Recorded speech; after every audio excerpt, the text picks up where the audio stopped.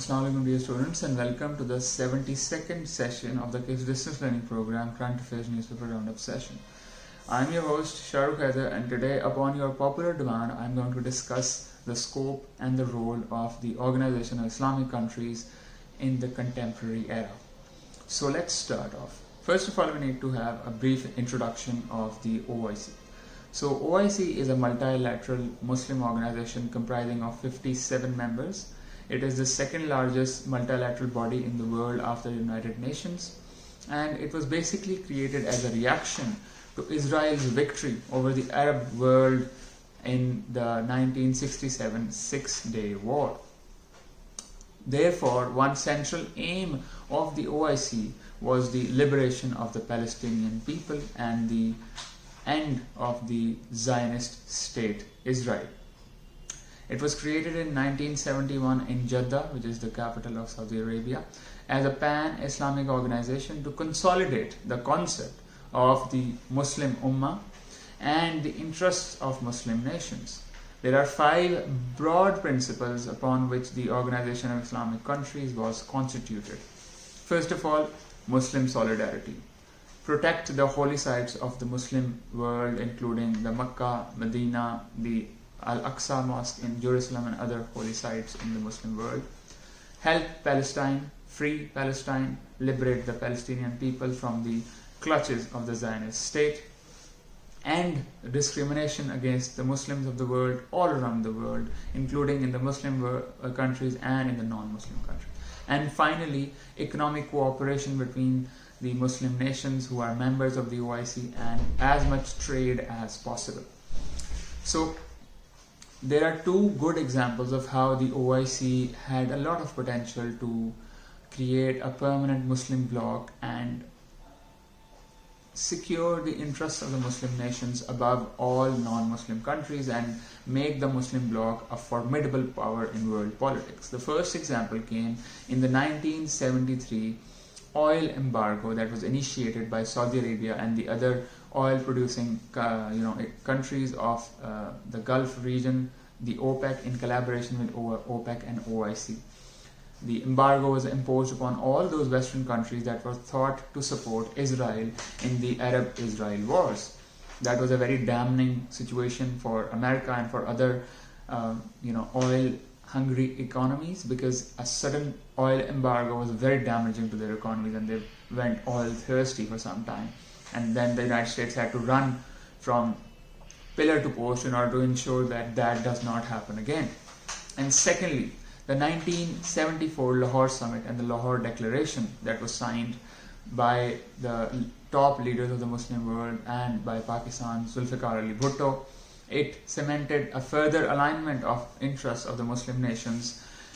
However, at that time, increasing scrutiny of the United States and fears of Muslim resurgence were becoming clear in the Western world, especially in the United States. And the United States started to take active interest and started to pressurize and subjugate the Muslim countries within the OIC to weaken its foundation. Now, one way it did that is by coming into long-term economic partnership with Saudi Arabia and kind of forcing Saudi Arabia to align its economic and political interests with the United States of America, thereby creating permanent fissures between Saudi Arabia and other OIC member states. Finally, the break and the permanent fissure or cracks appear in the OIC in the year 1979, after the Afghan Mujahideen jihad and the Islamic Revolution in Iran, because these important events created permanent and irresolvable differences of interest and international policy between the members of the OIC, especially the Iran-led bloc and the Saudi-dominated OIC. Now, what is the contemporary scope and role of the Organization of Islamic Countries? First of all, if we look at the Palestinian issues, recently the Gulf states, including Oman and Bahrain and Morocco as well, have signed the Abraham Accords with Israel and normalized their bilateral political, social, economic and diplomatic relations with the Zionist state, which was in its essence the very reason why the OIC was created. Secondly, the Gulf states have largely abandoned the Palestinian cause because despite a lot of wars and their efforts, they have not succeeded in liberating the Palestinian people, and now they think it's time to move on and abandon the Palestinian people. So one of the founding principles of OIC, as I have mentioned before, 5 of them, among the 5 of them, the third one was to help Palestine, to liberate Palestine. And the OIC has largely abandoned that principle, which has really weakened the very foundations upon which this multilateral cross-nation organization was created in the first place.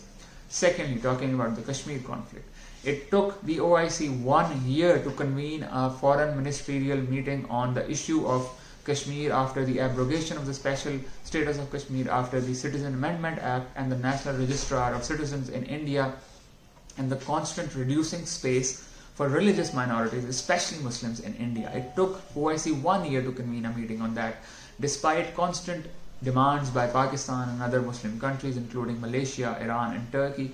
The Saudi-dominated OIC hesitated to take any broad diplomatic, economic, or political or social decisions against India because they have very close economic ties and economic interests with a huge market potential that India has.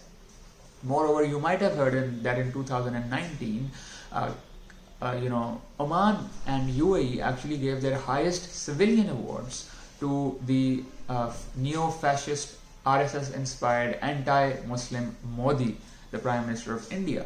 So the cracks in the Muslim world are quite clear, and the OIC has not only failed the Palestinians, but it has also largely failed the Kashmiri people.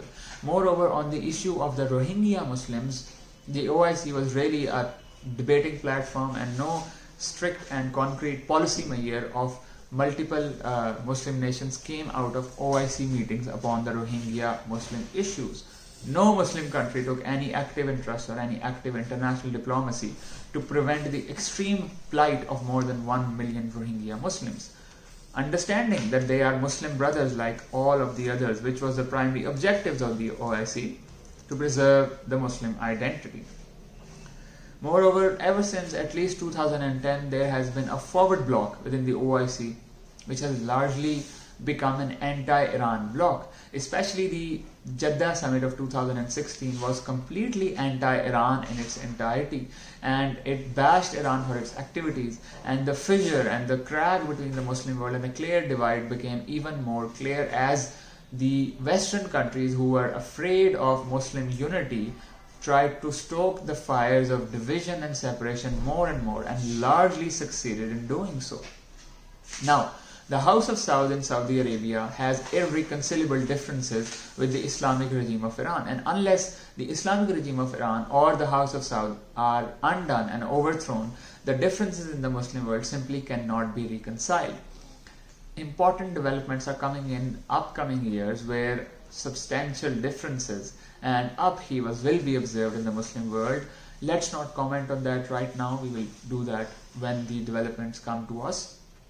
And finally, the Muslim world is a very divided world. The OIC is the best representation of how divided the Muslim world really is. For example, the Kuala Lumpur summit that was held in 2019 was a clear indication that there was a forward bloc in OIC that was attempting to liberate itself from the hegemonic hold of Saudi Arabia over the OIC and create a separate Muslim bloc. Now, many analysts and international experts have called this Muslim bloc the M5 Muslim bloc, which has strategic alignment of interest in international politics and very stark differences of opinion and interest with the Saudi-dominated OIC and the Saudi Arabia Gulf Cooperation Council. Now, two clear opposing blocs in the Muslim world are in the creation. One is hosted by Pakistan, whereas Pakistan is not really entirely into this bloc, but anyhow, Pakistan can be counted as a member. Pakistan, Iran, Malaysia, Indonesia, and Turkey.